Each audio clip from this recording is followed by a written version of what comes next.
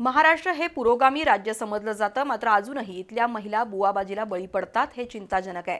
शाहू फुले आंबेडकरांचा महाराष्ट्र नेमक्या कोणत्या दिशेने चाललाय याचा विचार करण्याची वेळ आली असे उद्गार अंधश्रद्धा निर्मूलन समितीच्या राज्याध्यक्षा सरोज पाटील उर्फ माई यांनी केलं। शिवाजी विद्यापीठात आयोजित शिवमहोत्सवादरम्यान त्या बोलत होत्या।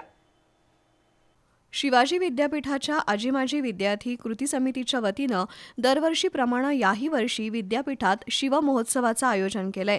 खासदार श्रीमंत शाहू महाराज, अनिशच्या राज्याध्यक्षा सरोज पाटील, भरत लाटकर, डॉक्टर प्रवीण कोडोलीकर, विरोधी पक्षनेता राजू लाटकर, नगरसेवक आदिल फरास, शिवाजी विद्यापीठाच्या परीक्षा मंडळाचे संचालक डॉक्टर अजयसिंह जाधव, स्वामी विवेकानंद संस्थेचे मुख्य कार्यकारी अधिकारी कौस्तुभ गावडे, सरदार जाधव, योगिता कोडोलीकर, मंजित माने, शुभम शिरहट्टी, सागर बगाडे, सत्यजित कोसंबी यांच्या प्रमुख उपस्थितीत महोत्सवाला सुरुवात झाली।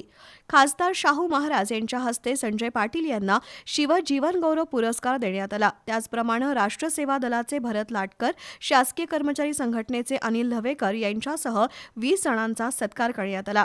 महाराष्ट्रात सध्या वाढलेली अंधश्रद्धा आणि बुवाबाजी यावर भाष्य करत सरोज पाटील यांनी नेत्यांसह नागरिकांनाही आत्मचिंतन करण्याचा सल्ला दिला। त्यानंतर शिंदे शाही या कार्यक्रमात गायक आनंद शिंदे आणि उत्कर्ष शिंदे यांनी एकाहून एक सरस आणि गाजलेली गीतं उपस्थितांना थिरकायला लावलं। आजी माजी विद्यार्थ्यांच्या उपस्थितीत उत्साहाच्या वातावरणात हा महोत्सव पार पडला।